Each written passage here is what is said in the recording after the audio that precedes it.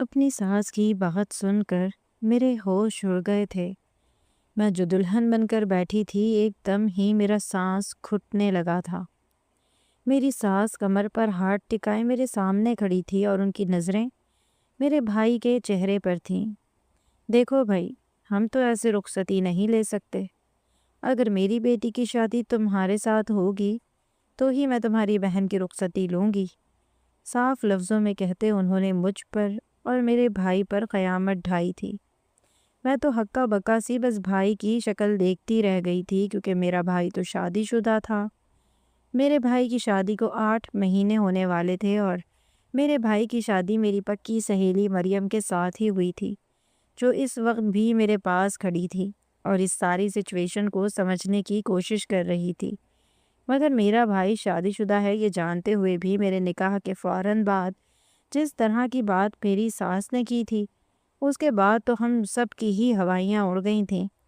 میری آنکھوں سے آنسو بہنے لگے تھے۔ میری دوست شمسا نے میرے کندھے پر ہاتھ رکھا اور تسلی دینے لگی۔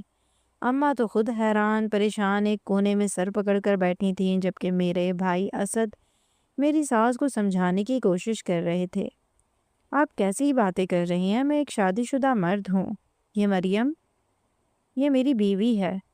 یہ کوئی موقع نہیں ہے ایسی بات کرنے کا۔ پلیز ماں جی سمجھنے کی کوشش کریں۔ میری بہن کا آپ کے بیٹے کے ساتھ نکاح ہو چکا ہے، اب رخصتی کی تیاری کریں۔ یہ باتیں تو بعد میں بھی ہو سکتی ہیں۔ لیکن میری ساس نے میرے بھائی کو غصے سے دیکھا اور کہنے لگیں بعد میں نہیں، یہ بات ابھی ہوگی۔ اگر ابھی اور اسی وقت تم میری بیٹی نسیمہ سے نکاح کرو گے تو میں تمہاری بہن کو رخصت کروا کر لے جاؤں گی، ورنہ اپنی بہن کو یہیں بٹھا کر رکھو۔ ہم جانتے ہیں کہ تم پہلے سے شادی شدہ ہو، لیکن ہمیں کوئی اعتراض نہیں۔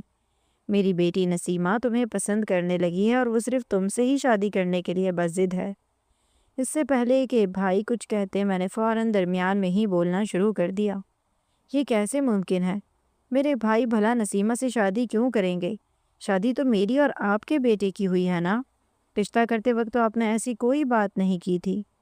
بھائی نے فوراً نظروں ہی نظروں میں مجھے چپ رہنے کا اشارہ دیا اور میری ساس کو سمجھانے کی کوشش کرنے لگے، لیکن میری بات میری ساس کو ایسی لگی تھی کہ وہ غصے میں پھڑپھڑانے لگی تھی۔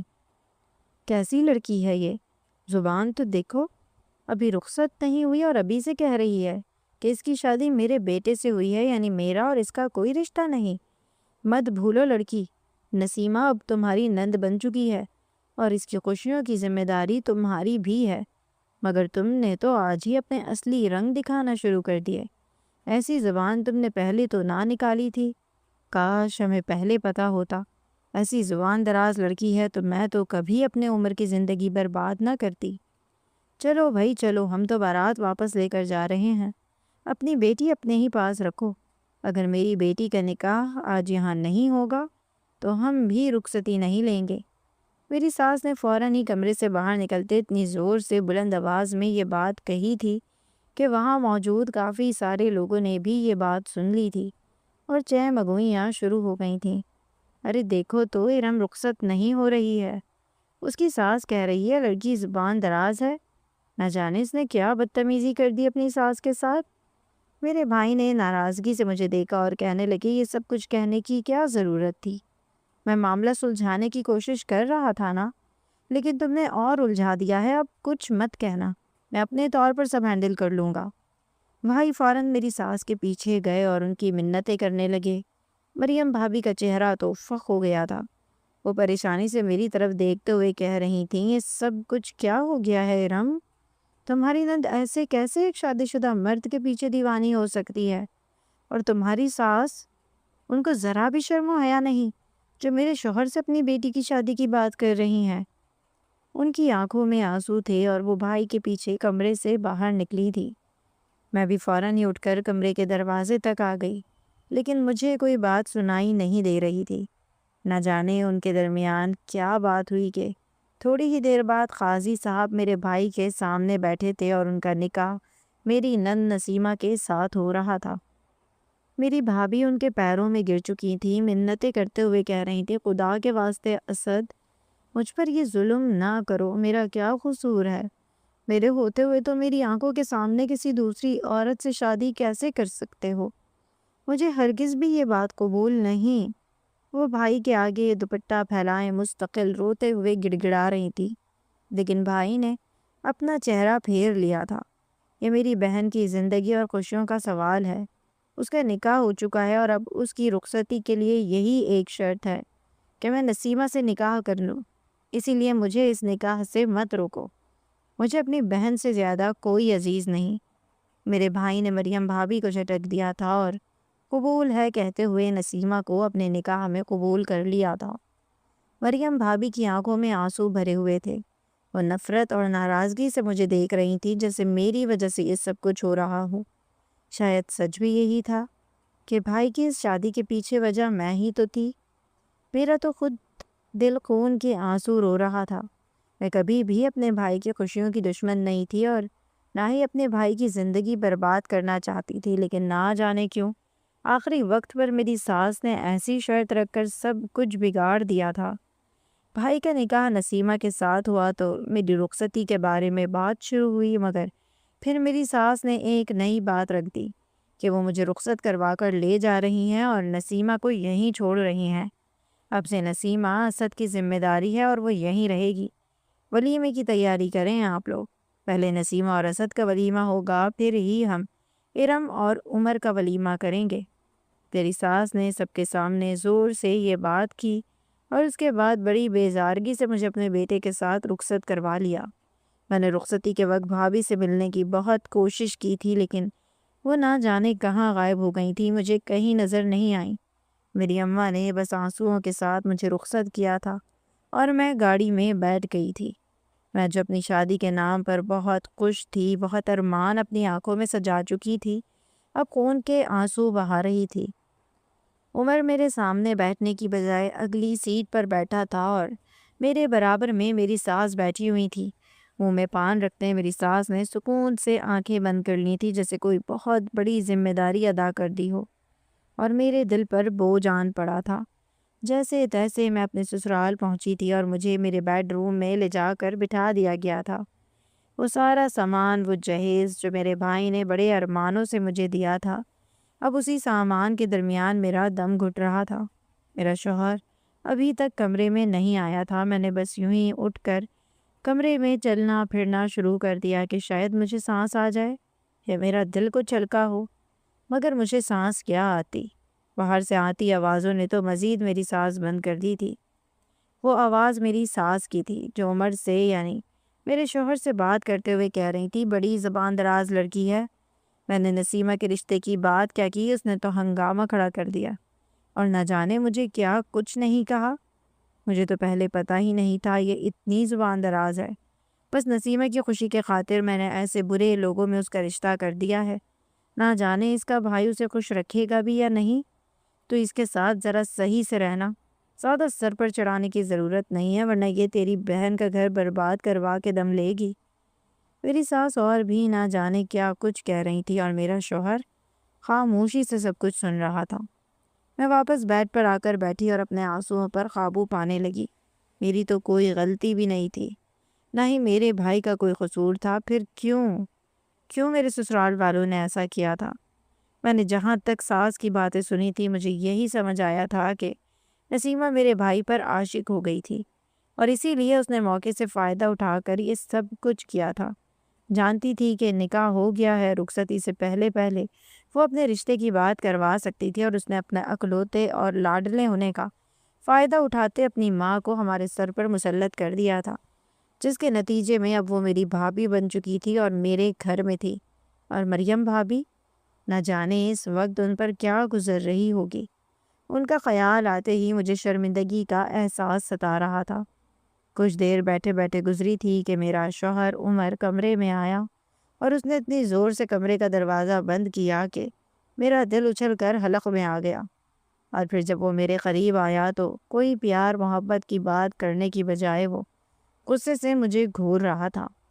اماں بتا رہی ہیں تم نے مہمانوں میں انہیں بہت ذلیل کیا ہے۔ اس کے لہجے میں زہر تھا اور میں بس بے بسی اور ذلت کے احساس کے ساتھ اسے دیکھ رہی تھی۔ میں نے ایسا کچھ نہیں کیا۔ آپ کی اماں نے آخری وقت پر نسیمہ اور بھائی کے رشتے کی بات کر دی۔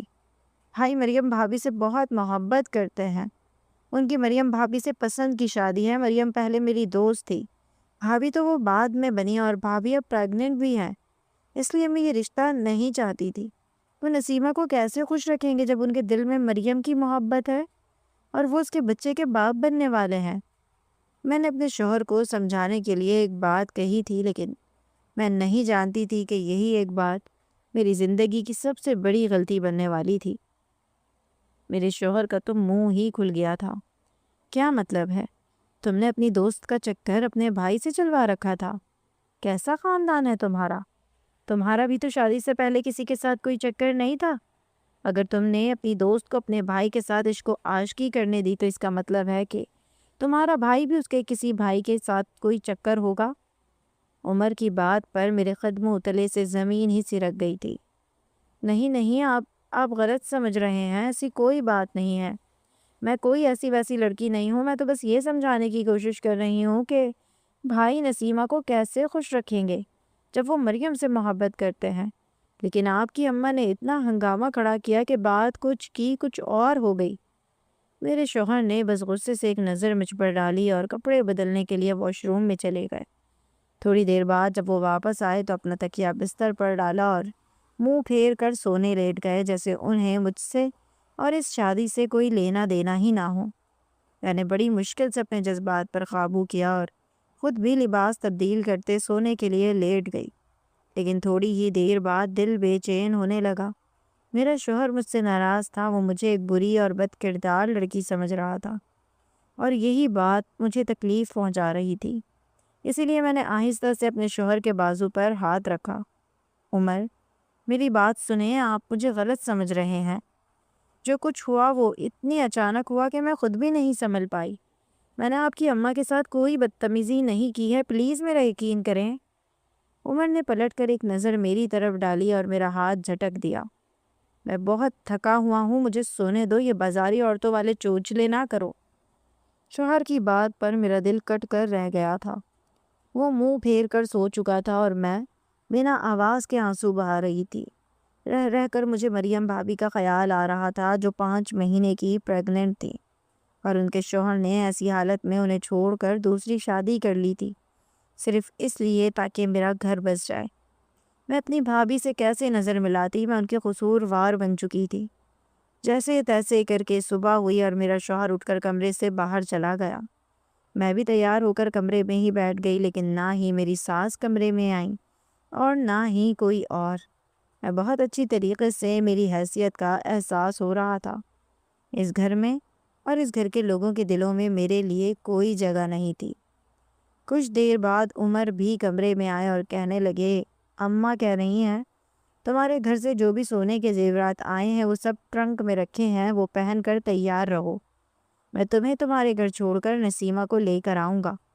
وہ مجھے کسی ملازمہ کی طرح ہدایت دیتے کمرے سے واپس باہر نکل گئے تھے، اور میں حیران رہ گئی تھی۔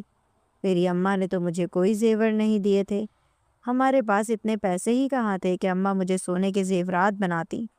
بھائی نوکری کرتا تھا اور اسی سے ہی گھر کا گزارا چلتا تھا، کیونکہ ابا حیات نہیں تھے، اور ابا کے مرنے کے بعد بھائی نے ہی اماں اور میری ذمہ داری کو کم عمری سے اپنے کاندھوں پر اٹھا رکھا تھا۔ بھائی نے میری ہر خواہش، ہر ضد پوری کی تھی، اور اسی وجہ سے بھائی کی ساری تنخواہ بھی میری فرمائشوں کے پیچھے لگ جایا کرتی تھی۔ پھر مریم بھابھی گھر آئیں تو میں نے اپنی فرمائشوں کو تھوڑا محدود کر لیا تاکہ انہیں کوئی تکلیف نہ ہو، لیکن بھابھی نے کبھی بھائی کو میری فرمائشیں پوری کرنے کے لیے منع نہیں کیا، بلکہ وہ تو خود بھی میری ہر خواہش پوری کرنے کی کوشش کرتی تھی۔ شاید اس کی وجہ یہ بھی تھی کہ وہ میری پکی سہیلی بھی تھی، لیکن پھر بھی ہمارے پاس اتنے پیسے کبھی نہیں ہوئے کہ ہم کوئی سونے کی چیز خرید سکیں۔ اماں نے روپیہ جوڑ کر تو میرا جہیز بنایا تھا، تو پھر یہ کون سے سونے کے زیور کی بات ہو رہی تھی؟ یہی سوچتے ہوئے میں نے ٹرنک کھولا تو میرے ہوش اڑ گئے۔ میں نے لرزتے ہاتھوں سے سامنے رکھے ڈبے اٹھائے اور پھر وہ کاغذ کھولا جو ان ڈبوں کے درمیان تھا، اور جیسے جیسے میں نے وہ کاغذ پڑھا میرے قدموں تلے سے زمین نکل گئی۔ میں لڑکھڑا کر وہیں فرش پر بیٹھ گئی اور ان ڈبوں کو سینے سے لگائے آنسو بہانے لگی۔ میری وجہ سے میری جس بھابھی کا گھر برباد ہوا تھا، اس نے میری خوشیوں کی خاطر یہ کیسا قدم اٹھایا تھا۔ کاش کہ مجھے پہلے پتہ ہوتا تو میں کبھی اپنی بھابھی کے ساتھ اتنی بڑی زیادتی نہ ہونے دیتی۔ مجھے اپنے اوپر افسوس ہو رہا تھا، دل چاہ رہا تھا کہ کسی بھی طرح بس سب کچھ ٹھیک کر دوں، لیکن اب یہ کیسے ممکن تھا؟ بڑی مشکل سے میں تیار ہوئی، کمرے سے باہر نکلی تو میری ساس نے ایک نفرت بھری نظر مجھ پر ڈالی۔ کہنے لگی، اگر تیرے بھائی نے میری بیٹی کے ساتھ ذرا بھی کوئی ظلم کیا ہو تو تجھے یہاں واپس آنے کی ضرورت نہیں ہے۔ طلاق کے کاغذات میں خود تیرے گھر بھجواؤں گی۔ انہوں نے کچھ اس انداز میں مجھے دھمکایا تھا کہ میں تڑپ اٹھی تھی۔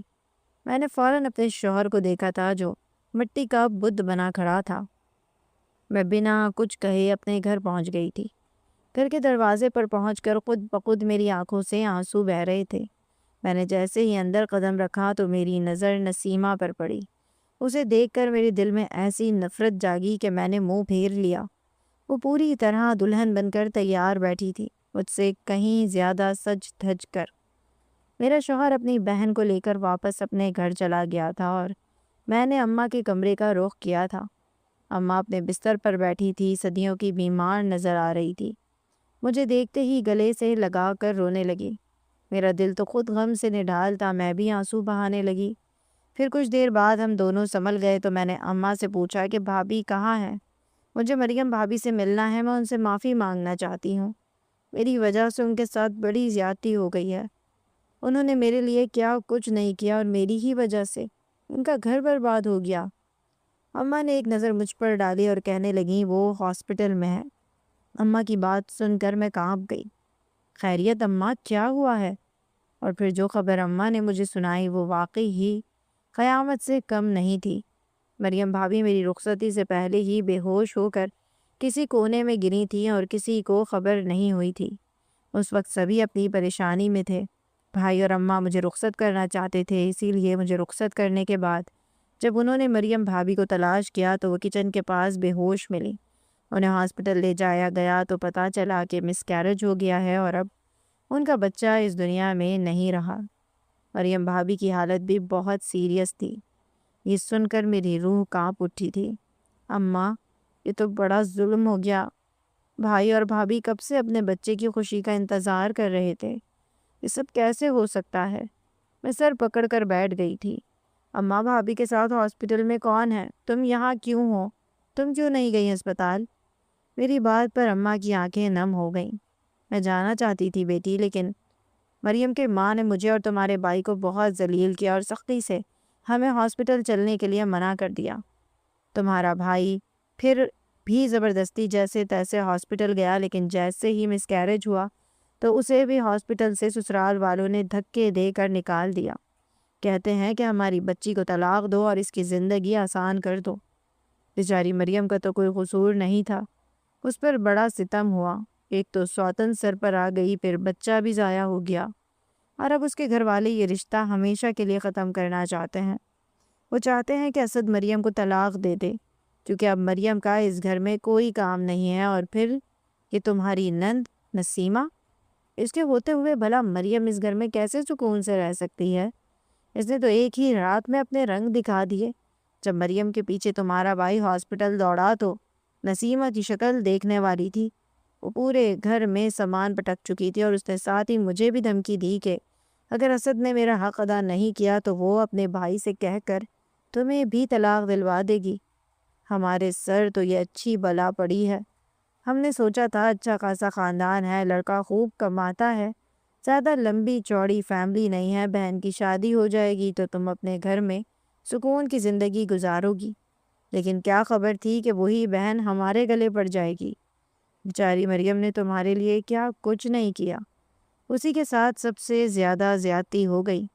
اماں کو رہ رہ کر مریم بھابھی کا دکھ ستا رہا تھا، اور جو خط پڑھ کر میں یہاں آئی تھی اس کے بعد تو میرا حال بھی کچھ ایسا ہی تھا کہ میں شرم سے زمین میں گڑی جا رہی تھی۔ اماں، تم نے مجھے بتایا کیوں نہیں کہ بھابھی نے میری شادی کے لیے کتنی بڑی قربانی دی؟ کاش تم نے مجھے پہلے بتایا ہوتا تو میں بھابھی کو یہ سب کرنے سے روک دیتی۔ میں تو مریم بھابھی کو شکل دکھانے کے لائق بھی نہیں رہی۔ میری وجہ سے ان کی اولاد بھی اس دنیا سے چلی گئی۔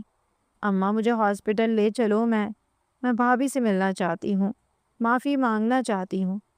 میری بات سن کر اماں کہنے لگیں پہلے جا کر اپنے بھائی سے تو مل لے جو کمرے میں خاموش بند پڑا ہے۔ جب وہ ہاسپٹل سے واپس لوٹا تو نسیمہ نے اس سے خوب جھگڑا کیا۔ اس کے بعد کیا ہوا مجھے نہیں پتا، میرا تو بس دل ہول رہا تھا کہ اگر اس نے نسیمہ کو کچھ کہہ دیا تو تیرا شوہر تجھے نہ اس کی سزا دے دے۔ میں اماں کی بات سن کر فوراً اٹھ کھڑی ہوئی تھی اور بھائی کے کمرے کا رخ کیا تھا۔ دروازہ آہستگی سے کھولا تو اندر اندھیرا تھا، صرف ایک مدھم سی روشنی کھڑکی کے کنارے سے آ رہی تھی، اور اس روشنی میں نے اپنے بھائی کو زمین پر بیٹھے دیکھا۔ ان کے ہاتھوں میں مریم بھابھی کی تصویر تھی اور وہ مسلسل اس پر انگوٹھا پھیرتے جا رہے تھے جیسے اس تصویر سے ہی باتیں کر رہے ہوں۔ میں نے کانپتے ہوئے قدم آگے بڑھائے۔ بھائی، میں نے ہلکی سی آواز میں پکارا تو وہ چونک گئے۔ میری طرف دیکھا، ان کی آنکھیں سوجی ہوئی تھیں، ہونٹوں کے کنارے بالکل خشک ہو چکے تھے۔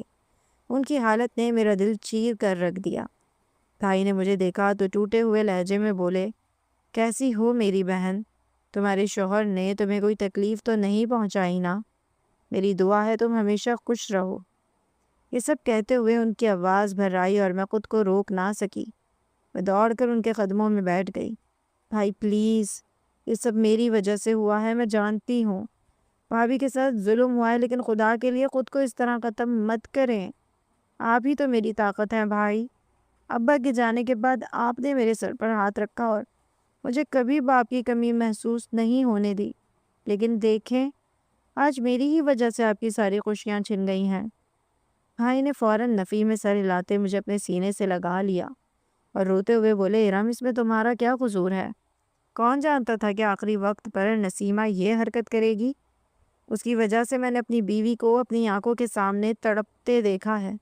وہ مجھ سے محبت کرتی تھی، مجھ پر بھروسہ کرتی تھی، اور میں نے اسی کے سامنے دوسری عورت سے نکاح کر لیا۔ وہ میری مجبوری تھی، لیکن اس نے مجھے ظالم بنا دیا۔ میرے اپنے ہاتھوں سے میرا سب کچھ چھن گیا، میرا بچہ بھی، اور میری مریم، وہ بھی اسپتال میں ہے، لیکن میں اس کے پاس نہیں جا سکتا۔ اس کے گھر والے مجھے وہاں دیکھنا نہیں چاہتے۔ وہ کہتے ہیں میں ہی اس کے دکھ کا سبب ہوں، اور شاید وہ ٹھیک کہتے ہیں۔